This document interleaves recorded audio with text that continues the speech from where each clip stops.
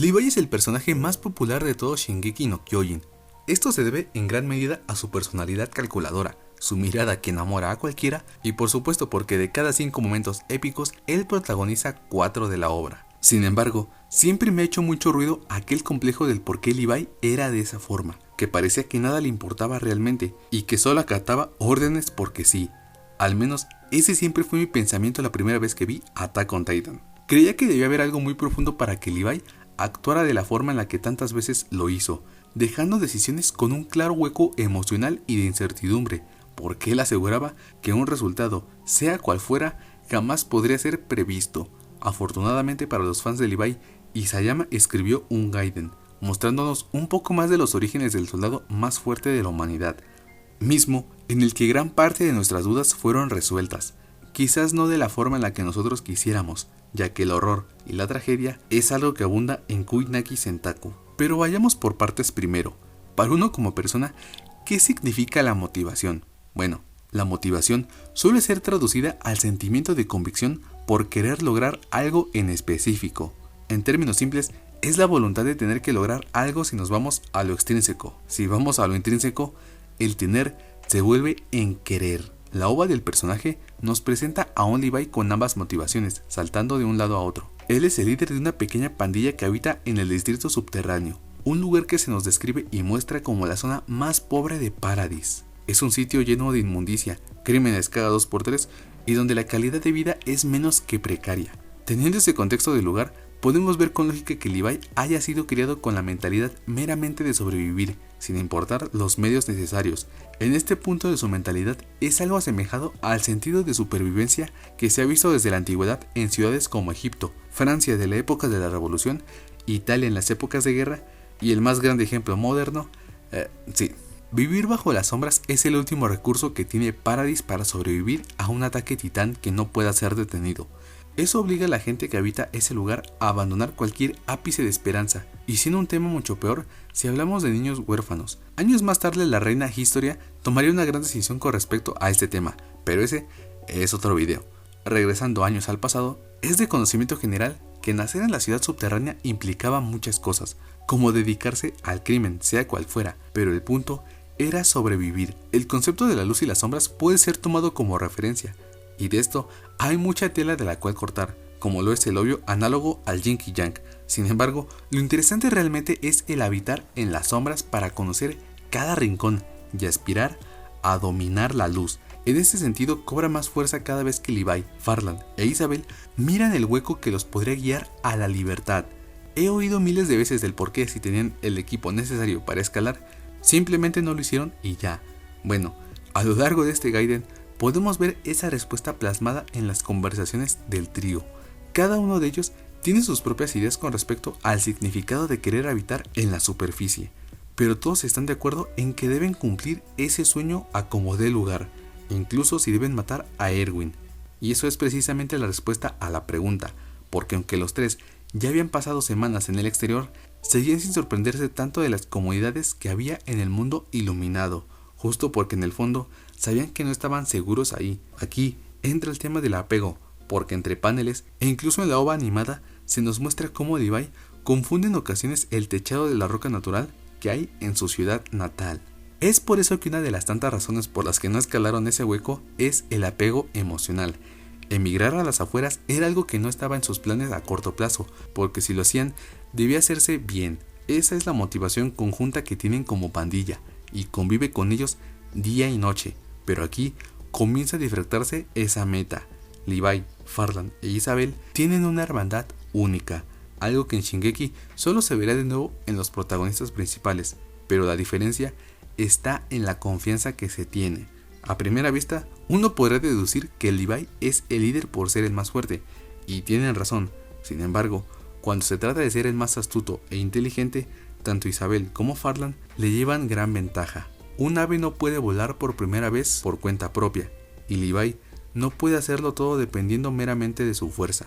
Necesita a sus aliados más cerca de lo que él cree, porque juntos son imparables, pero él sigue sin darse cuenta de eso. Pruebas de la astucia de Isabel tenemos los ejemplos de cuando fue golpeada y logró salir con vida, además de cuando cubrió a Levi de Erwin. Farland por su parte es la mano derecha de Levi, quien también suele hacer los planes más elaborados y además evita que Levi no se vente simplemente a lo loco. Esto combinado crea una química de manera dinámica en la que todos dependen de todos para sobrevivir y cumplir sus objetivos con sus motivaciones personales. Aristóteles decía que el alma es libre y que existe en todos los seres, pero ¿cómo se aplica esto en el campo de la luz y oscuridad? Cada ser humano tiene ambas partes, así como el mundo tiene sus cosas positivas y negativas.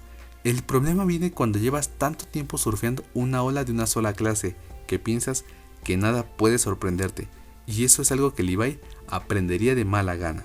Durante toda esta trama, los personajes principales tienen un punto fijo al cual llegar, pero no se enteran de nada de lo que sucede a su alrededor.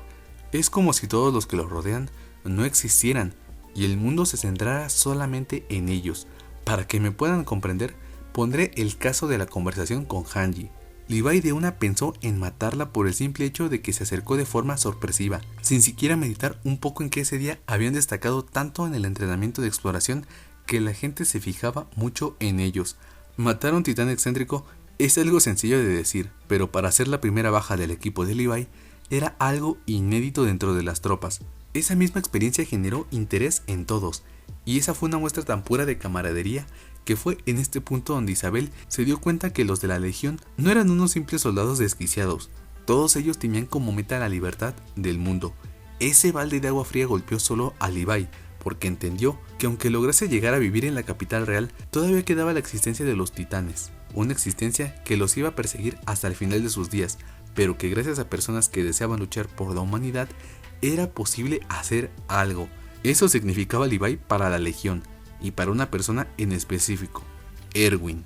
Erwin en este punto de la historia había conseguido logros notables. Cosas como crear la forma de exploración extensiva era hasta la fecha el mayor avance en la lucha contra los titanes, ya que sería una forma de ganar un mayor campo de exploración al tiempo que evitaban pelear contra los titanes. Pero aunque ese método de exploración haya sido una idea estupenda, había algo que le faltaba a Erwin, algo que determinaría el rumbo de toda la humanidad, y que aunque nadie más podría preverlo, solo Erwin sabía que con Levi, ese sueño de comprender el mundo y erradicar a los titanes estaba más cerca de cumplirse. Por eso mismo decidió poner en marcha un plan para que Levi pudiera salir a combatir con la Legión de Exploración. Cada paso que tomó fue preciso, y de no tener una sola falla, obtendría su objetivo. Pero hubo algo que no estuvo en los planes de Erwin, algo que sería el antes y el después de la vida de Levi, pero que por fortuna supo levantarse de ese golpe emocional. Durante el segundo día de exploración, ellos ya habían acordado matar a Erwin para obtener los documentos que les daría el escape a la libertad, o eso creían. Entre discusiones y una tormenta que les impedía la visión completa de sus alrededores, tomaron una decisión. Levi iría a por Erwin, mientras dejaba a Isabel y Fardan a cargo de protegerse mutuamente y a su líder de escuadrón. Esto es algo curioso de ellos, porque mientras el día anterior no se preocupaban por nadie más que ellos mismos, acá por primera vez se preocuparon por alguien, y ese alguien era el líder de escuadrón, una persona con quien tuvieron muchos piques antes. Tuvo que ser una decisión en conjunto porque Levi sabía que de ser posible, todo se resolvería en un solo golpe. Y no se equivocó. Por más que Levi intentó brindarle la confianza a sus compañeros, por más que él creyera en sus fuerzas, y por más que creía en ellos de todo corazón, el resultado era algo que nadie podía predecir. Levi se da cuenta de la interferencia de los titanes al ver un grupo totalmente masacrado. Trató de regresar con todas sus fuerzas porque la comitiva de los titanes se dirigía con sus amigos. Aunque la adaptación al anime no fue nada fiel al Gaiden, he de decir que la reacción de Levi me parece mucho mejor en esto, porque refleja la parte más oculta del ser humano. La sombra en la que tanto habitó Levi en su vida se había hecho presente. Ver a sus hermanos ser comidos, tanta crueldad por una misión que les daría su libertad, toda esa confianza sería hecha añicos en un par de minutos. El infierno está aquí. Será la frase perfecta para describirlo, porque en el subterráneo lidiaban con personas, adultos ligados al crimen poderoso, pero de una u otra manera Levi sabía que todo estaba bajo control, mientras que arriba con los titanes jamás se podía bajar la guardia. Levi había tocado fondo por primera vez en su vida. Conocer los horrores que la superficie tenía consigo le ayudó a enfocar ese odio y temor a la lucha por la humanidad. La masacre de Levi hacia los titanes que mataron a sus hermanos fue el punto que le dio Erwin para que Levi quisiera conocer la verdad. Erwin claramente sabía que ocupaba a Levi en sus filas. Es por eso que el cambio de Levi no se siente irreal. porque muy a pesar de que todo lo que hicieron fue para poder vivir en plenitud, Erwin le dio el otro punto de vista, de que la realidad podría contener más misterios y que el enemigo no era él, ni Levi o incluso los titanes.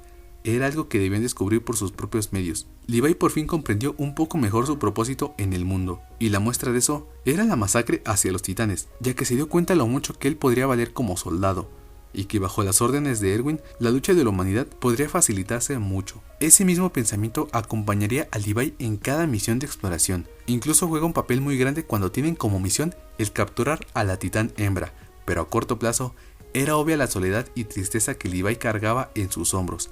Aunque eso no pasó canónicamente, diré que la escena final de la ova representa un ciclo, el fin de un inicio y el inicio del fin. Levi decidió seguir a Erwin porque ahora le había dado una perspectiva diferente con respecto a la vida dentro de las murallas, pero esa similitud con su ciudad natal que vio mientras las tropas marchaban era un significado tras otro. Por un lado, era el adiós a sus días de libertad, una libertad que aunque no fuera real, lo hacían sentir feliz porque estaba con las personas que más apreciaba, y la otra era que el subterráneo sería algo que jamás saldría de Levi, pero que a donde quiera que fuese, sus amigos lo seguirían hasta el final. Levi es un personaje que se forja a partir de la razón de conocer la confianza. Mucha gente sigue pensando que es un personaje profundo y lleno de capas por doquier, pero la realidad es que su senda ha sido sencilla. Eso no significa que no tenga desarrollo, pero sí habla bien de la forma tan orgánica en la que Isayama trabajó su personaje. Cada momento que él tuvo en la obra de Shingeki tiene un porqué y una consecuencia que será vital para la obra en general. Y me alegra muchísimo poder hablar por fin de este personaje, porque si algo podrá resaltar de este Gaiden es que vemos a un Levi no puro, pero sí bastante acoplado a cómo es la esencia pura, un matiz que será su más puro estilo y que lo distinguiría siempre que saliera a escena. Muchas gracias por haber visto el video. Coméntame qué piensas tú sobre Levi en su Gaiden. Espero que les haya gustado esta sección, porque llegó para quedarse, aunque no será tan recurrente como piensan. No olvides que puedes seguirme en Twitter para charlar conmigo sobre anime, saber qué videos están por publicarse y ver todas las tonterías que hago allá. Yo me despido, no sin antes desearles que pasen un buen día. Y como digo, comenten mis videos, suscríbanse y lo principal, disfrútenlos.